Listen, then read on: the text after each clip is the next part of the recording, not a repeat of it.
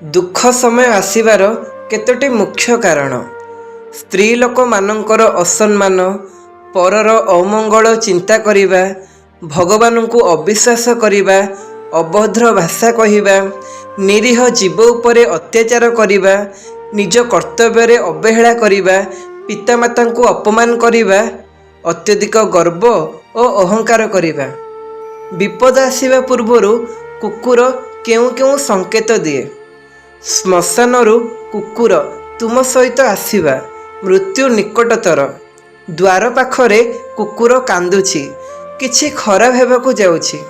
कुकुर मानंकु प्रेम करिथिबा देखिबा अशुभ संकेत काहाकु देखि बारंबार भुकिबा असुस्थ हेबा बाहर को जिबा समय रे कुकुर भुकिबा असुविधारे पड़िबार संकेत कुकुरर पंजा द्वारा कांथ खोलिबा चोरी हेबार अछि। संध्यारे जेउ नारी माने दीप जालंती से माने जानी रखंतु संध्या पूजा समय रे खाद्य खांतु नाही पूजा घर मैला रखंतु नाही संध्या पूजा समय रे घरर कौनसी सदस्य अजथारे सहिबा उचित नुहे संध्या पूजा समय रे झाड़ू किंबा घर पोछिबा उचित नुहे संध्या पूजा समय रे घरर मुख्य फाटक बंद रखंतु नाही संध्या पूजा समय रे आरती गान करंतु।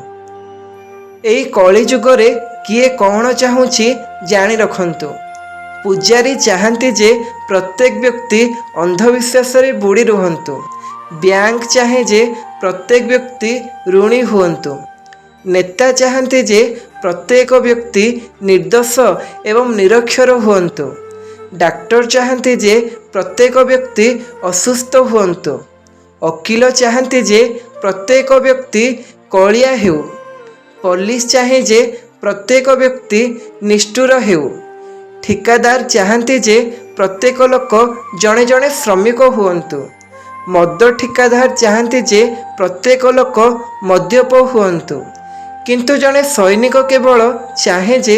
समस्ते निज घरे सुरक्षित रुहंतु। एही सबु भूल केबे मध्य करंतु नाही धर्मग्रंथर अपमान करिबा महिला वस्तु पिंधिबा स्त्री को स्नान समय रे देखिबा अन्यर सुख देखि ईर्षा करिबा निज ठारू दुर्बल लोकंकु नीचा देखाइबा श्मशान धुआ घर रे आसीबा साधा सीधा लोकंकु बोका देबा भौणी एवं गुरुपत्नी सह संपर्क रखिबा विवाह बिना शारीरिक संपर्क रखिबा।